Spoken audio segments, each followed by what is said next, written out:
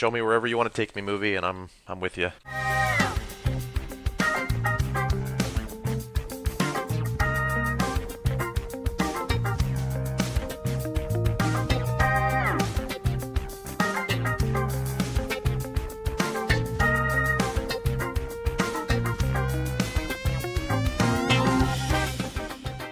Welcome to the Too Old or Pure Gold Movie Podcast. In today's episode, we're discussing the 1995 classic horror movie Re-Animator.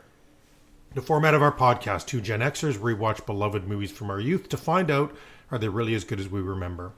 To help us debate and ultimately pass judgment, we ask our millennial co-hosts to watch these movies for the first time and help us determine, are they too old or pure gold? I'm your host, Olen Leeden, representing Gen X. Joining me today is my Gen X co-host and talking head, Mathew Stockton. Taste the rainbow. Representing the millennials this week, we have comedian and host of the Absolutely Obscure podcast, Josh Fleming. Thanks for having me on this one. I appreciate it. And rounding out the cast today, we're pleased to have our regular millennial co-host, Anthony, back. Nice to see you guys. Today's movie is the 1985 action movie Re-Animator. Re-Animator stars Jeffrey Combs, Bruce Abbott, and Barbara Crampton. Not famous movie stars, but horror royalty.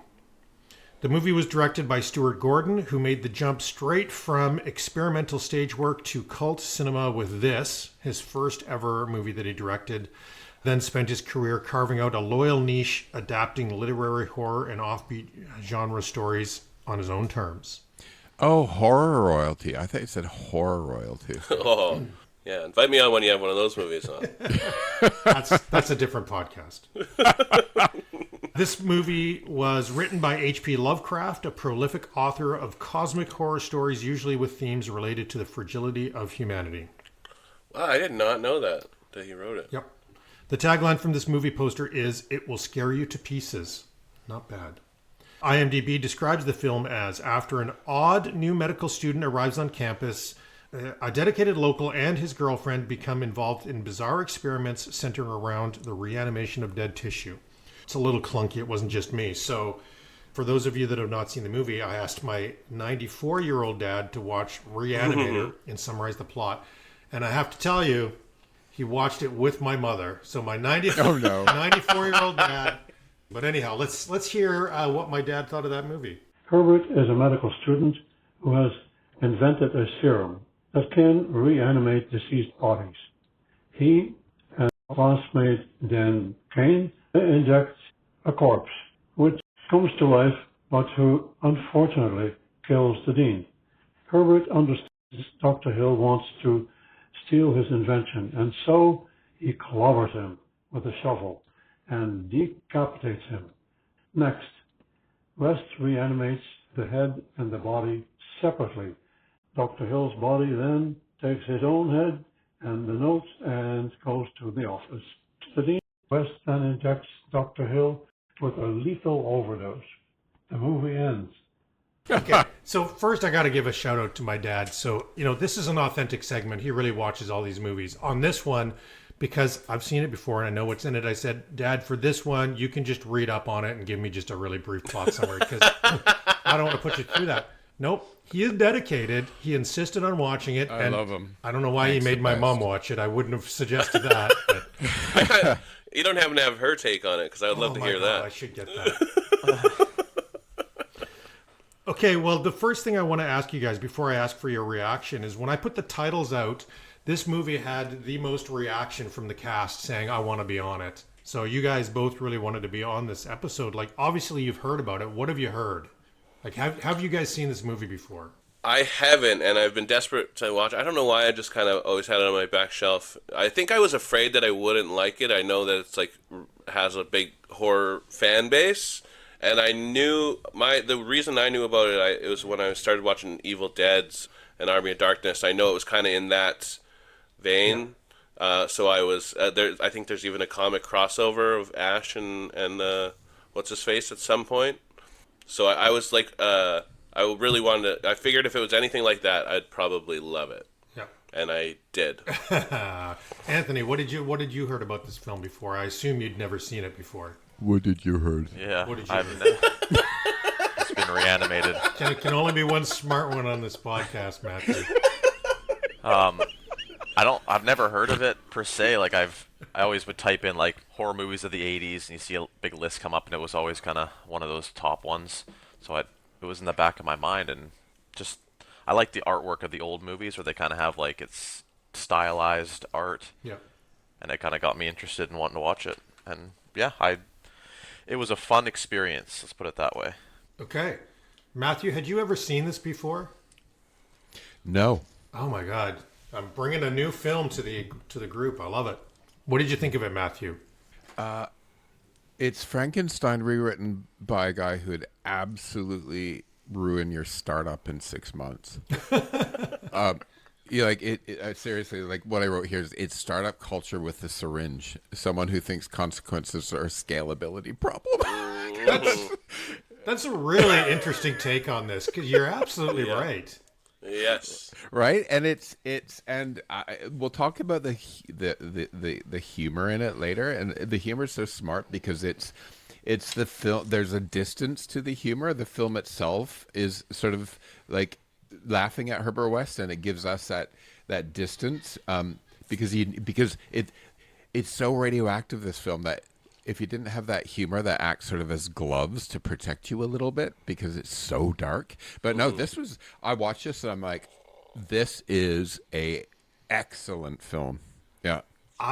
This interesting title. I've seen it. I saw it in the day. I've seen it a couple of times since then, but not in a long, long time. And I love this movie, but I'm not even sure why. It's really hard to explain. So maybe we'll get it out of the discussion. But I definitely have a soft spot for a good dismembered sentient head. Right? I love that. It's extreme horror, but somehow not disturbing. So for me, I love the horror genre, but what I don't like the torture porn. So I guess I like it because as horrible as it is, it's kind of absurd, right? So, but I loved it. I loved it. It's a fresh. I mean, it's older, obviously, but it's like a fresh take on the horror movies from that timeline. I feel like it was witty, and then there was some. It just felt different. I don't know. Yeah. That's when it kind of got me sticking around with it. Okay, so mentally. for whoever can answer this, what makes this a classic cult favorite? Because it is. If you look at cult favorite horror movies of all time, this is always in the top 10 list. I mean, for me, what stood out, I thought for 85 or whatever it was, the effects and the makeup were really well done, I thought. Especially, like, I can't imagine it had a crazy high budget or anything like that. Yeah, you're right, Josh. Like, usually you see severed heads and you kind of see the plate with a tablecloth over and around the guy's neck, right? Like, they did a great job. I thought that guy's hairpiece was the most offensive part of the makeup. Speaking of effects, I've got great trivia on this one, so I'm excited about that. I think it ages well because it's sort of like a story about what happens when capability outruns either like wisdom or humility, and the idea that hospitals and universities and professional titles these credentials are props, right? And that these people can mistake status for control. So I think that's why I like it all, because there's this really deep thing about people who are supposed to know better. If there's not a collar on them, they can do a lot of damage, right? Yeah. I didn't think I was gonna like it as much as I did, but I finished it going like, this is just like a masterpiece. Yeah. One thing I really like about this movie is I love a movie that starts off hard, like it just jumps right into it, no bullshit dancing around. They get into it. I love also a movie that has like a credit system in the beginning of the movie that's kind of artsy, and it gets you interested in that, and it ties it in. Yeah. And it just started really good, and I just was show me wherever you want to take me movie, and I'm with you. So I have a question to ask. Like me, did you guys feel worse for the cat than for any other people in the movie? No, he reminded me of my cat. Whenever like an animal gets hurt, I feel worse than when a human gets hurt in a film. Well, can I spoil some of the trivia now because I have to? It fits here. Sure. That cat in the freezer was a real dead cat. Oh no! Did they kill it for the movie? Well, I didn't dig that deep, but I know that was a real dead cat. Oh my goodness. That's good for the budget and good for the effects. Bad for the cat. Bad for the cat. Yeah. Okay, before we get deep into this, I have a couple of very light questions for you here. First of all, I don't know why this struck me, but I have to ask you guys, does Herbert West look like our cast member Sean? A little bit. Because I thought if you put glasses on Sean, he's Herbert West. That's all. I could see Sean doing this. That's all I'll say. Doing the events in the film. Yeah. Except that Sean loves cats, so. I also was more sad with the cat one. I was more sad that he was then bringing it back a second time. Like I was like, Yeah, all right, that was terrible. The second time was bad. Although I did, That was difficult. It was difficult. Yes. It was actually hard to watch that. Yeah. but you have to admit the scene when the roommate comes down and the cat is on Herbert's back. He's Scratching the shit. Yeah, that was awesome. yeah, I love it. Okay, so next question: is Herbert the worst roommate ever? Yes. Definitely. He's up there. And how would you feel if your roommate killed your cat? I'd kill my roommate. Yeah. I feel like if you're giving your potential roommate a tour and he's that excited about your basement situation, big red flag. That's a red flag. Although they played it nicely, where he's like, no, this isn't going to work. Oh, here's a handful of cash. All right, move your stuff. Yeah, that was nice. In fairness, that probably would have worked on me. I think we've all been there, right? Like, I don't want a roommate. I don't want this guy for sure. Oh, cash? Yeah, go ahead, move in. Why did his roommate help him? I have no idea. I definitely have that in my not worst parts, but big flaw in that he just was. Especially, I didn't understand. Is this a generational thing where this guy seemed to do the right thing and go to the figurehead and be like, "Hey, man, he's trying to bring people back from death," and he was like, "That's it, you're suspended."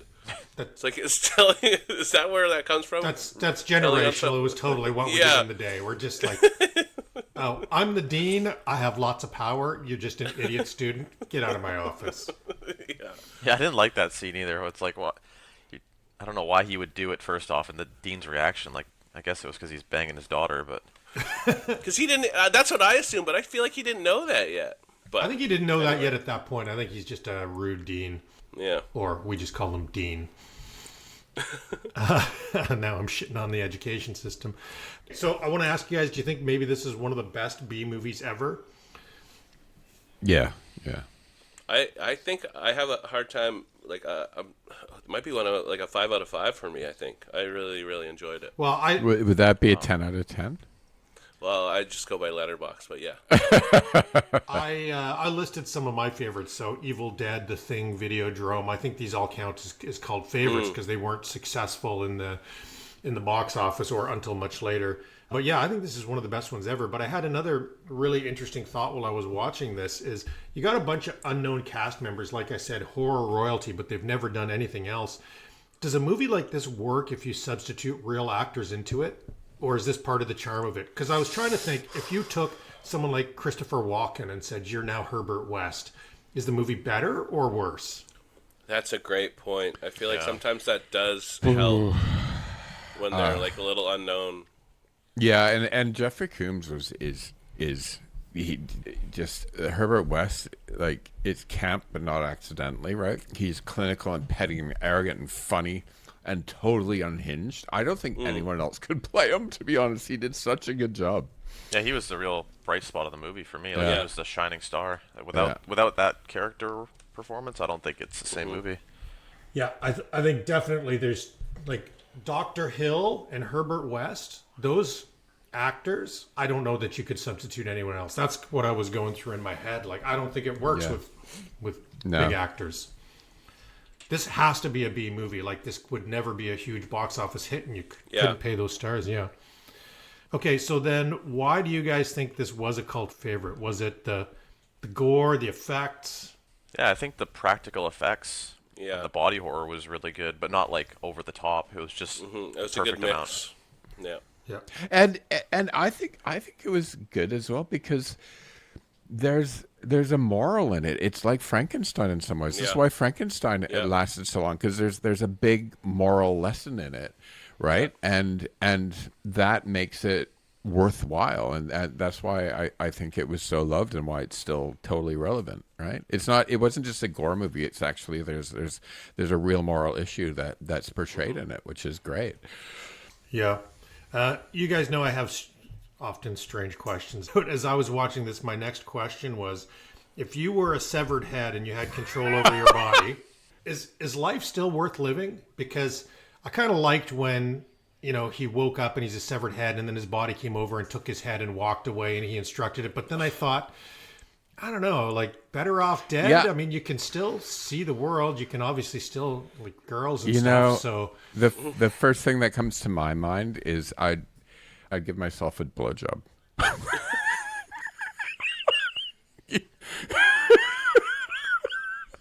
Wow. Didn't have that on my bingo card. Yeah, what? I think I'm going to change my answer for if I want to see a remake, because I definitely want to see that scene in the movie. that would have been better than that problematic scene with the girl, actually. Much less uncomfortable. Absolutely. That would have been an improvement. You can cut that part out, please. Every episode we have has a section where Mathew says, "Cut that out, please." And it never gets cut out. Never gets cut. Oh, please cut that part out. Anyway. Oh, you can leave the part in about giving myself a blowjob. Now, is it gay if it's yourself? You know what? I don't have the answer. Mathew makes everyone silent. That's Well, this could be one of the moral questions of the remake, Okay, one more question I had before we roll into best parts here is I recently I was at the Rio Theater in Vancouver, and I saw that they had this coming up in the theater. And I thought, oh my God, like, this is a good movie, but wouldn't this be great in a theater filled with people? Oh, yeah. That would be the best way to watch this, wouldn't it? Mm-hmm.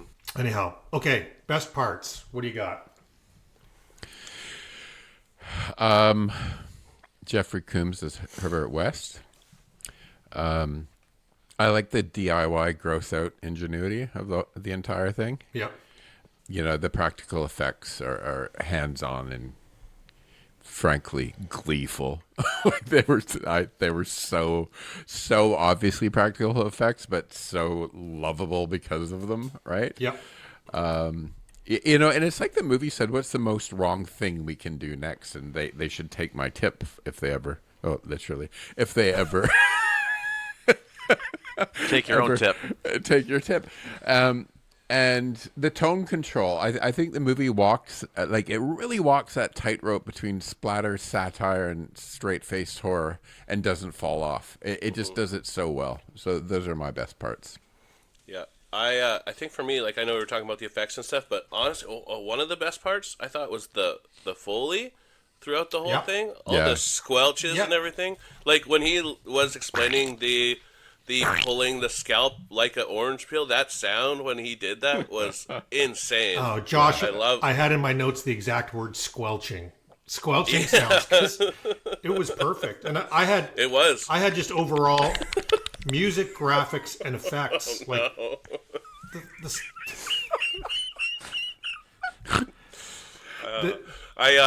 Sorry. I was just going to say, if you guys noticed too, not just the sound effects, but the music too. Like, it had this creepy, weird, psychedelic music that went along with it really well as well. Mm-hmm. I also loved every time in this movie that something got thrown against a wall, there was a blood smear right behind it. I thought that was great.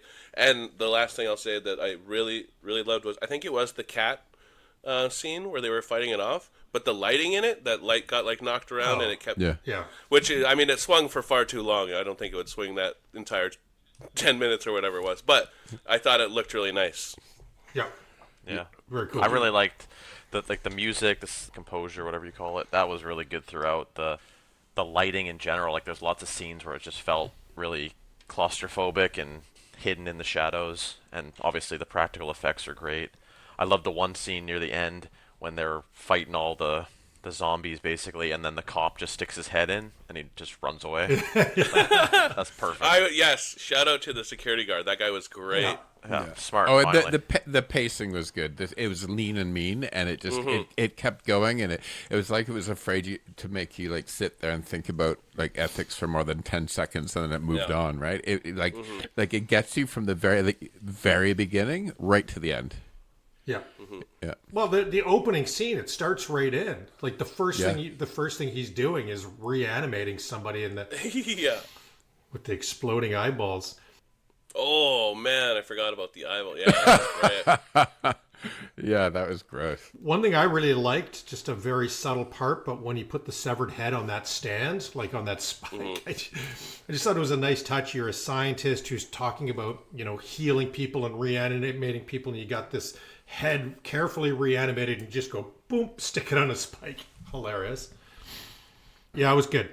I had all the similar things you guys had. Anything else you want to add to that? Best parts? I think anything with the headless corpse, hilarious. Any movement that it was making throughout its part in the movie, so funny. Yeah. Okay, worst parts. Anything you didn't like about this movie? I think Barbara's arc. I think the film treats her like a character more. Yeah, sort of surfacey, right? It's and even by 80s horror standards, like she was thin. I had the question: did we need Megan? Like, did that character really add anything to this?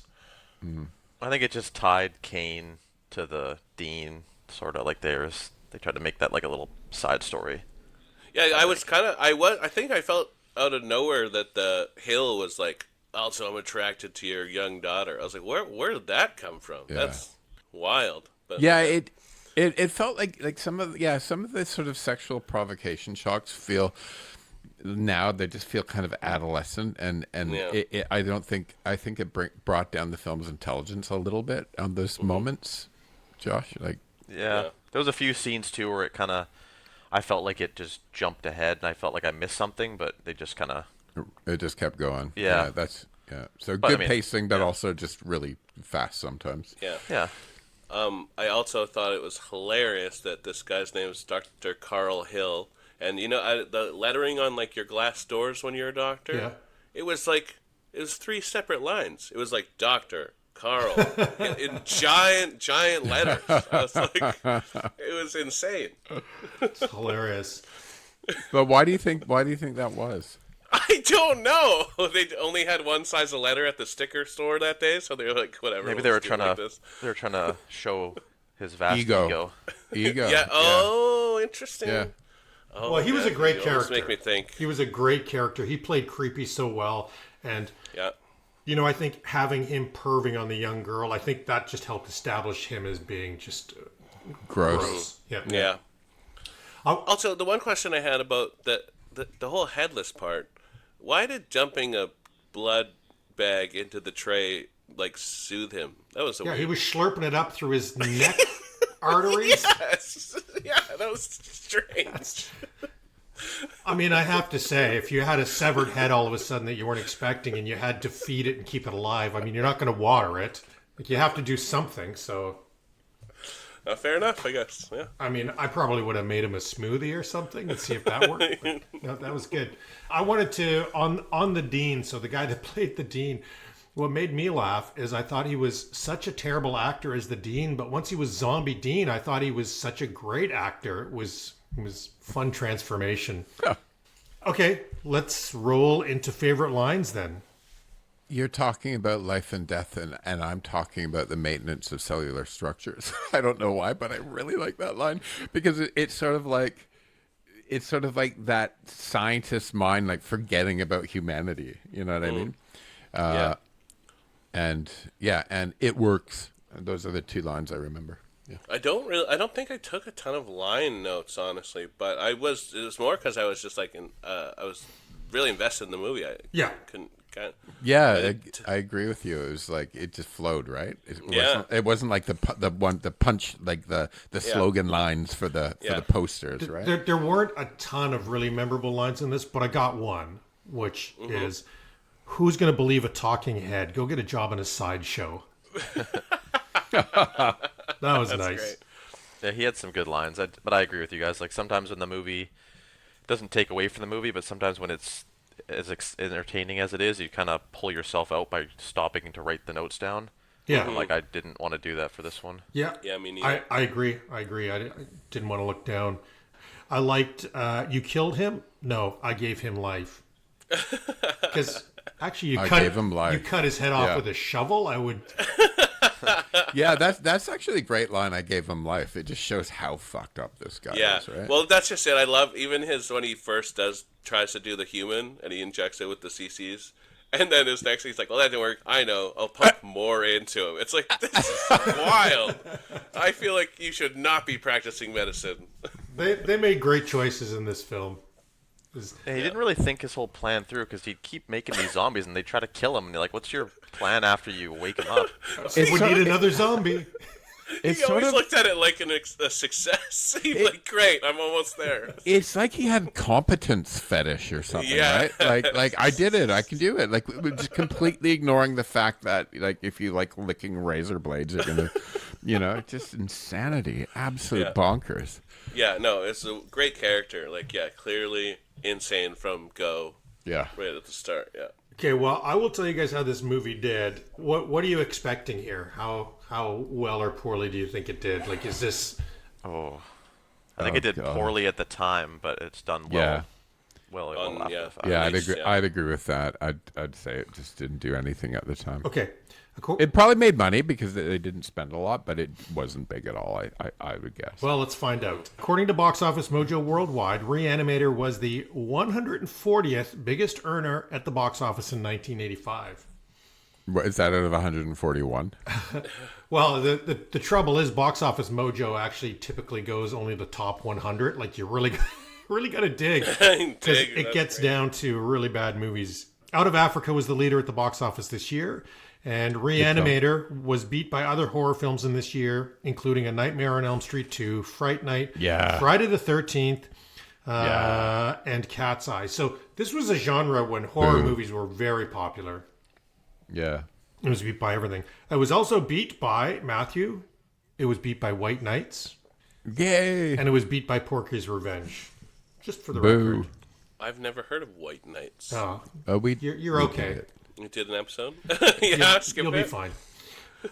Spies and ballet and jazz. And don't forget ballet and karate blended. Yeah.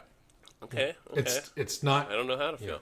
Well, Olen, You one won't of your after you favorite watch it either. one of your favorite movies has a pommel horse in an ancient village. So. That's fair. That's fair criticism. I agree. That's pretty fair. Okay, for the record, Amadeus was the Oscar winner this year, and I actually like Amadeus, but That's a good film. Re-Animator is also good. So here's where it gets fun. The budget was $900,000. Actually, that's higher than I expected. But $900,000. How much? Wow. $900,000. That might be the lowest we've ever done. So the box office. Any guesses? Did it make money? Yeah, I think it has to at that low of a budget. Yeah. I'd say it like must- 1.6. Yeah, around that. I'll go with it. I'll jump up a bit and say it made like 3. Made $2 million. So actually, for these big Hollywood movies, they have to at least double to make money because all of the advertising and stuff. I don't believe this movie had a lot of advertising budget. Advertising, So I think $900,000, you get $2 million back for the people doing this movie and the scale that it was. That's not bad. Yeah. Especially like you said, this had to have been their first go at something, right? That's impressive in itself. Yeah, but the thing that made me laugh about this one is I always do international because I like to know how it did in total at the box office. Out of that $2 million, $143 was international. You had one showing or what? So it did 1,990,000 in Canada and the U.S. and then overseas. So 12 of my friends in the UK watched it. That's right. I would love to see like the breakdown. I don't know how these movies get paid out because it's on Tubi. Like, what does Tubi pay it for its rights? Blah blah blah. Like, I'd love to see how much it's made in the last 20 years. Do you know if Tubi is owned by Fox? I didn't know that. Yeah. And I don't know the answer to that, Anthony, but it's done well. Like as a cult movie, I think it's been a slow earner since 1985. Okay, let's play Rotten Tomatoes. And Would it be fun, like being an actor in a small movie like that, and like to this day you get your like $4 in royalty checks every year? Oh, and then going to like the expos would be so fun. Oh yeah, that would be Yeah. great. $50 for my autograph, sort of thing. Yes. Why not? everybody would want Herbert West's autograph. Mm-hmm. We should buy those glasses for Sean and make a little money on the side. Okay, Rotten Tomatoes. I would find this to be a particularly difficult one to guess. You know, Rotten Tomatoes critics and audience, what they thought of it. But I'm going to let you guys see how close you can get. Okay. I think this movie was actually technically brilliant in a lot of ways. So I want to say the critics are higher than I think they are. If you know what it does, I don't know if that makes sense, right? So I'd say I'm going to give them both at 80% critics and audience. Wow. Yeah. Okay. I don't believe I would love if you're right, but I feel like the critics probably. I feel like horrors like this sometimes have trouble with people in that. But remember, this is all critic. Before you give a number, this is all critics, and over time, this thing is aged like a vintage wine. Contemporaneous. Right? Yeah. Yeah. Okay. Everyone who's rated this movie from 1985 to 5 minutes ago. Like in 1985, probably bad, but up until now, probably that's why I chucked in an 80. Okay. I'm gonna go. I'll say like 60 on critics, and I'll go 85 on audience score. Okay. Yeah, I'm thinking 65 for critics and like 82 for audience. Okay. What was it all? I'm going to tell you. Sorry, I was just doing math, you know. So you guys were all great with the audience, 82 audience. So Mathew, you said 85. You said 80 and it was an 82. Okay. Anthony, you got it right on the money. Right you on. got the audience nice right job. on. Good job, man. What surprises me is the critics, because I would have guessed them to be very low. Mathew, you were close. It was 88 critics. 88% of critics that saw this movie said this is good, go and see it. Because it's just technically brilliant. Like this movie was Olen way better than I thought it was going to be. Like I actually consider this movie high art. Yeah. Yeah, and I think when you do the gore like that in a nice, like it's not overdone. I think honestly the weirdest part was his like corpse feeling up that girl and his head beside her being like, oh yeah. That was weird. That was the most upsetting part, I thought. That was a weird choice, but yeah, other than that, I liked it. I can see what they were going for with that, but it just didn't come across. No. It makes sense, like you said, Olen, just a fact to make him even more of a villain, I guess. But they established that early on when he just said, "Oh, your daughter's kind of hot." Like that's enough. Yeah, now, that's creepy enough. You know he's an old man who likes perving on young girls. Like that would be enough. You don't have to actually. Yeah, he would definitely have been on Epstein Island. So before I move on to the trivia, I just want to tell you guys. So ReAnimator typically ranks in the top 25 to 50 all-time horror lists. There's a lot of different lists. If you go to the cult movie lists, it's typically top 10 to 20.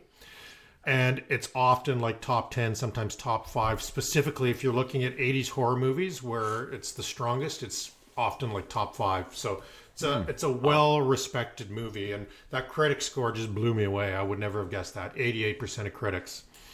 But I guess it's self-selecting. Like you'd have to be a horror movie fan as a critic to rate this high. Because, you know, like Siskel and Ebert would probably not like this. We'll find out. Movie trivia. There's some really cool stuff on this one. So first of all, special effects department went through 24 gallons of fake blood during the shoot. 2 gallons is typical for a horror movie.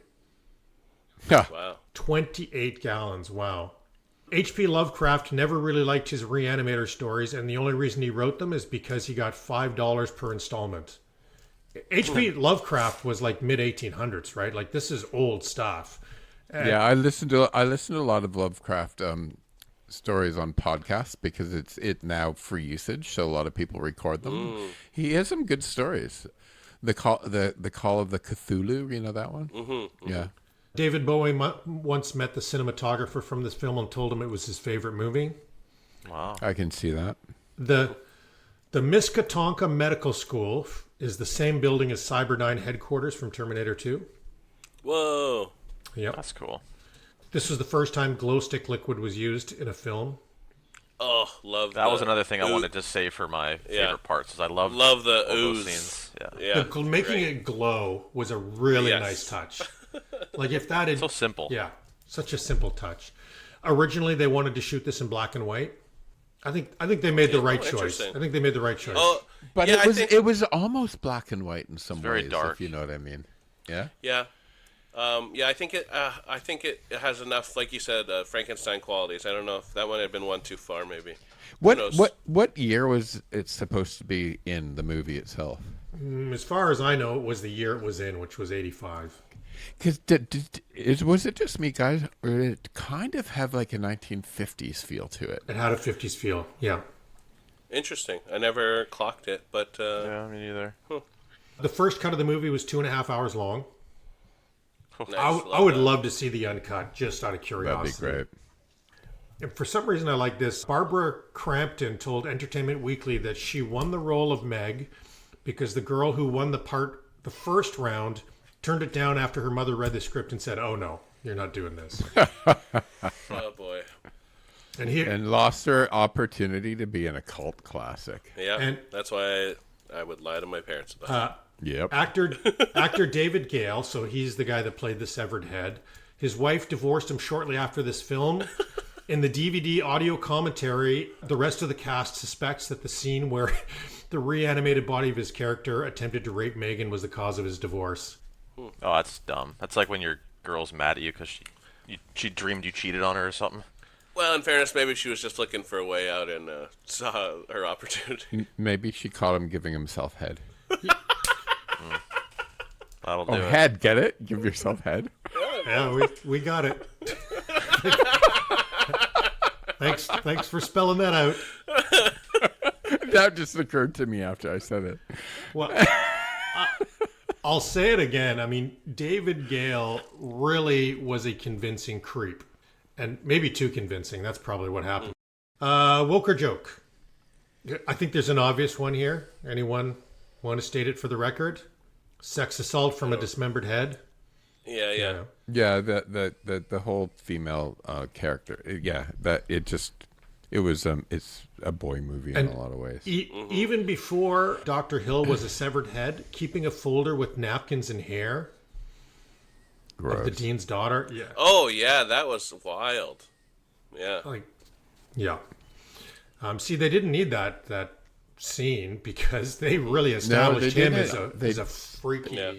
They But I did mean, it all. and that was, I think, just a thing that, like you said, I think a lot of guys tossed in movies is like a thing. Like, I mean, I always think of Evil Dead, and I remember like loving that movie, and then like a girl pointing out, she's like, "Oh, it's really traumatized by the tree raping scene." And I was like, "Oh yeah, that makes a lot of sense." That was a big point of topic when we did that. We did that episode. Yeah. And that was a big topic that a lot of people do. Like, that's a great film, and that one scene just is out of place. And Sam Raimi apologized for it later and said, "You know what? The movie didn't need it." You know what, that's- But if that scene was a guy gets his legs spread and the tree goes up his bum, would you be quote traumatized, or would you just go gross? Yeah, I wouldn't. I don't know. I don't think it would bother me as much, but maybe it's because girls experience that more. Yeah, maybe. Well, and then I always think of that's like the whole thing with the alien, right? With the why they What do alien? like in Alien, I mean, like the xenomorphs, why they go down the throat. It's kind of to simulate rape for guys. Like it's because Interesting. yeah, that's what they were trying to get across with that, I believe. Interesting. Yeah, because it face could have gone segments. through the belly button or something, Now, right? now it's more horrifying. Okay. Well, reviews. However you guys felt about this movie, I promise you there's others who liked it more or less than you. For this film, there were 61 10-star reviews out of 318. Good ratio. So I'm going to read you guys a couple because I think they're kind of fun. A guy called Preppy said, "Boy, do I miss the 80s. Back then, they could make extremely gory, sick, violent, unrated films like this and still get them to play in mainstream theaters. I saw this opening night in Boston back in 1985. The audience was quiet at first, but as the violence and gore escalated, the audience came alive. People were screaming, yelling, laughing, just about everything." Can you imagine seeing this in the theater when it came out? That would have been a really fun experience. Especially if it was in England with those 12 people or whatever. Someone called Backlash said, "Exploding eyeballs, zombie cats, reanimation serum, talking heads. If this is the kind of crazy stuff that goes on at Mizzatonic University, then I want to attend." Yeah. Let's go back to that guy. I miss the 80s. Like there was a lot wrong with the 80s. But in the state of the world now, I look back at the 80s and just kind of brush over the bad parts and go, God, it was a good time in so many ways. It was. Well, And I think we've mentioned this on other episodes I've done, but I miss the like risks old movies would take with just crazy ideas and be like, yeah, let's film this and see what it does. Oh, it's fun. Yeah. That's why that scene with the girl and the severed head, it doesn't bother me as much because it's like I know what they were trying to do. It's just didn't land. It's different, I think. Yeah. You got to applaud people for trying. I think that's true. People weren't worried about being safe in the 80s. Well, and like you said, with Sam Raimi, like I think it's a good thing if you then can come out and be like, you know what, that part in my movie didn't need it. I think that's always a good thing. Yeah. It's all to me. It's like, yeah, okay, you can say now it didn't need it because the movie was a fucking super success and everything about it was great. But at the moment, it makes sense to put it in exactly. there. It's just a bad call. That's fine. And we don't have to erase the past. Like you can say, like it's there. It's part of the film. Didn't need it. I wouldn't do that again. But you don't have to erase it. No. Well, and I think a lot of it is nice in context of things like this to have conversations about it. You know? Correct. Yeah. Before I move on to the 1-star reviews, my favorite review is very short and sweet. The review says, "Cat dead, details later." It sounds like something Nicole would write. Now we hear from people who liked it less. So out of 318 reviews, what do you think? Were there a lot of 1 stars? Yeah. Probably like 5 or 6. There was only a single 1-star review. Whoa, that's cool. So I'll read it to you. A guy called Jacques, French fella. A complete, utter waste of time. Like almost every zombie movie, Re-Animator is just pointless. The plot lacks any originality and left me wondering, why do they even feel the need to make this movie? Average doctor, average mad scientist, cliche evil teacher. The gore is just average. I'll never understand how movies like this get hailed as brilliant classics. Re-Animator was a dull waste of time. Oh, did I mention that most of the runtime is just a bunch of naked men running around? Was he watching the right movie? It's a different Re-Animator. Okay, Siskel and Ebert. They do it at the time, right? Like this wasn't like they do it at the time. Okay, I'd say they both hated it. I'm going to go with 2 thumbs down as well. Okay, well, I have to admit something. This movie was too low budget for Siskel and Ebert to pay attention to. Nice. So they did not review this. But I'll tell you what I did for a bit of fun. Is I went into ChatGPT and said, can you write a review of this? Can you write it from the tone of Siskel and Ebert? So I'll read it just for laughs.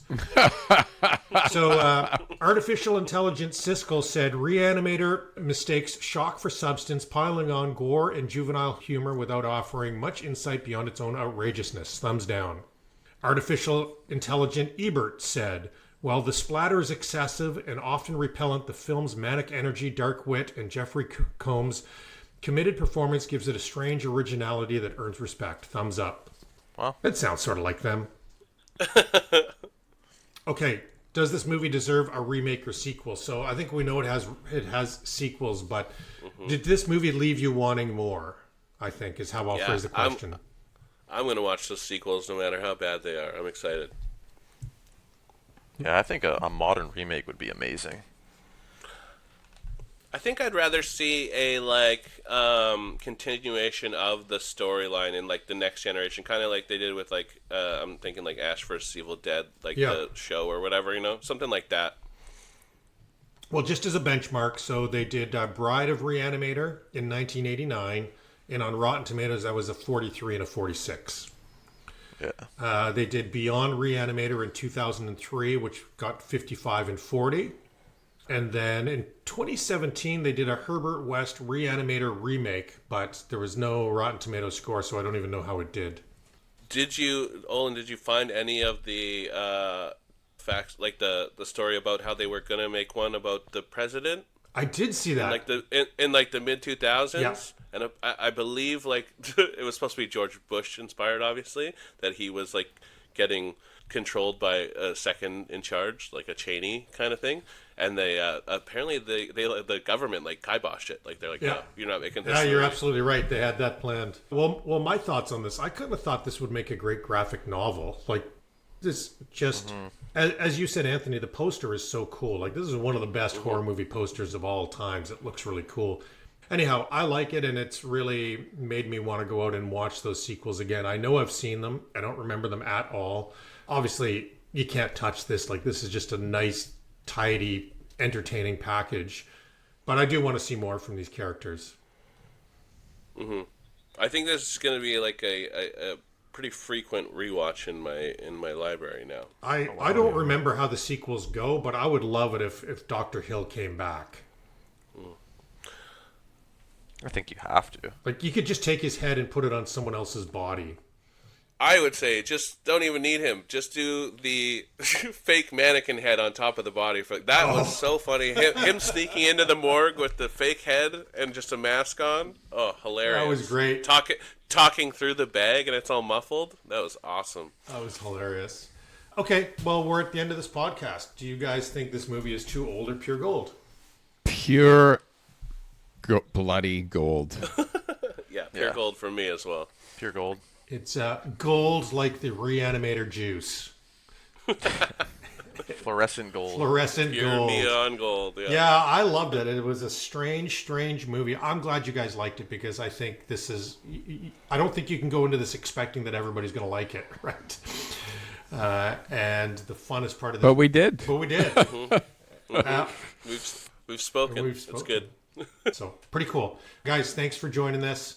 We haven't done plugs in a while. Josh, you have anything you want to plug?